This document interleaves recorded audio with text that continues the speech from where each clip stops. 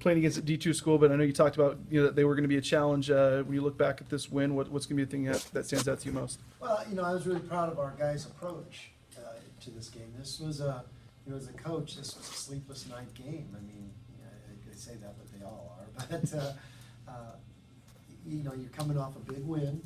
You're coming off a lot of road, road traveling and playing good teams, and you look at what Adams State did. They lost by 5 at Nevada, and 12 at the end in the pit, and they were up 7 at one time on New Mexico. They were a scary team with Division I talent at a lot of positions, and then you throw in Anthony and now Montego on top of that, and that had me concerned because I thought with all those things adding up, it's lining up pretty nicely for Adams State. So I was really, really proud of Derek's leadership and the way his whole team approached this game. Derek, he told us in the offseason he worked a lot on his jump shot, and the way he's been shooting 3-pointers. I know it's still early, but that has to be a great sign for you guys. He's been able to add that really. The crazy thing is, by working so hard on it, he gained more confidence in himself. But if you statted out at every stat from every practice in these 4 years, I'll bet he's our highest 3-point percentage over the 4 years. Because I've always told him, shoot him, shoot him, shoot him. He just had to get himself comfortable with shooting them because he's always thought drive, drive, drive. And yeah, he's a hard guard now that he makes those. But like I said, he's always been a really, really good shooter. Now I think he's an exceptionally good shooter. We asked you yesterday about James Webb. You give him the start tonight. And, he takes 13 shots, leads your team in shot attempts. It seems like he's 10 rebounds. It seems like he's trying to kind of make the most of his chance out there. What have you seen? He sure has, and especially in the last 2 games prior to this. I know how good he is or how talented he is, and so we're pushing him to get better. He got 10 rebounds tonight. I want him to get 15. Become a Ryan Watkins on the court, where you just are relentless. And with his athleticism and his length, and he's got a good nose for ball, and he can do that. So James Webb is just scratching the surface of how good James Webb can be. When was the last time you had one player with 2 dunks in the same game? Gonzaga. Yeah. Probably. I think that first team we had, Daquan and the fellas, they seem, Reggie. Yeah, those guys seem to get some. But yeah, it's been a while. No question. Hutch got some good minutes tonight. Yes. Can you speak about his development, what he's been getting better at, and what he still needs to get better at?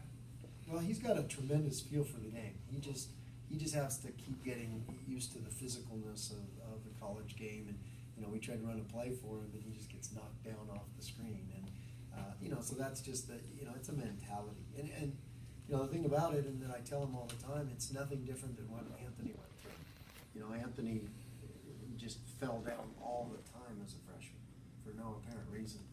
And so, Anthony and I always joke about that. And then next year, he was a really good player, he never fell down. And so, that's what happens with freshmen. It's a physical game. It's, when you fall down in high school, you probably get they call a foul. And fall down in college, they tell you to get up.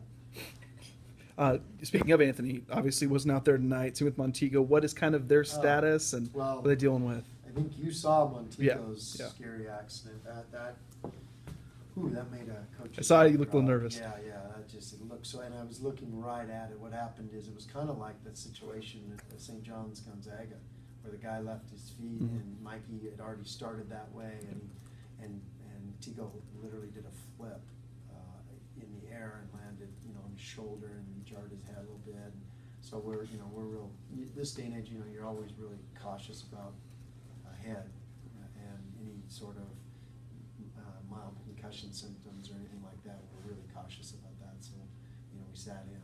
I think he's feeling a lot better than he did yesterday. I think it scared him as much as it scared me, and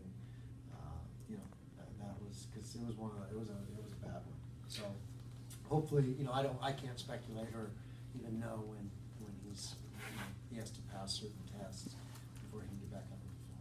And then Anthony is that something you at least had a little bit of a luxury to rest him in this game, or? It's Anthony just he's so darn tough that he just plays his way through these things, and he can't how you doing, Anthony? Great, I'm good. Well, he's not good. He's hurt this is from the fall at Montana. Montana, yeah. You know, and I mean, he fell from 6 feet up and landed straight on his back and did some damage. And it's not, it hadn't healed, and he's just played on toughness and grit. And I'm watching that St. Mary's game, and there were a few plays he didn't make that he usually makes, and that was my clue of we're getting 80% Anthony, and so we don't want it to be something that drags. Everything's gonna heal, and he can play. It doesn't do more damage for him to play, but it's just so painful, and he's so sore afterwards that he can't practice. So we need to get him to the level where he can do some practicing, and so it doesn't drag on all year. And this is what we got. So with him, it's just day to day. I don't know how quickly he can heal or how quickly it's going to feel better. And backs are tricky. Was it similar to, because it almost like it was similar to what happened to Jeff, maybe that Yes. UNLV game on the road, but maybe it's a little bit different because that thing with Jeff was a little more serious. Yeah, I never think. saw Jeff's X-ray, and like I would know anything Right. about it anyways, but You stated Holiday Inn Express. yeah, exactly. I said that like I knew. No, but the biggest thing is just for him to feel better, and be able to play at his. Because Anthony's part of what makes Anthony so great is how hard he plays, and he gives up his body for the team. And right now he's not in a position where he can do that and be as effective. Where's David Wechter at right now for you? David's fighting a few demons of his own right now, and the fact that his confidence level is down. I mean, I told him today I have all the belief in him. David Blacker's gonna be an all-Mountain West player someday, and he just needs to believe in himself right now and quit making the game so hard. See the ball, go get the ball. Just lay it in. Speaking of big guys, Kevin Allen, this 2 straight games of pretty Yeah. good production with him. Yeah. What's he doing better for you out there? I'm telling you, it's the work he's doing in practice that's helping him. He's spending a lot of time, with his post moves in practice, and he's getting more confidence, and so he's developing it day to day in practice, and then he's reaping the rewards in the game. He's posting up better, he's making quicker, stronger moves, and he's going to class. And with about 7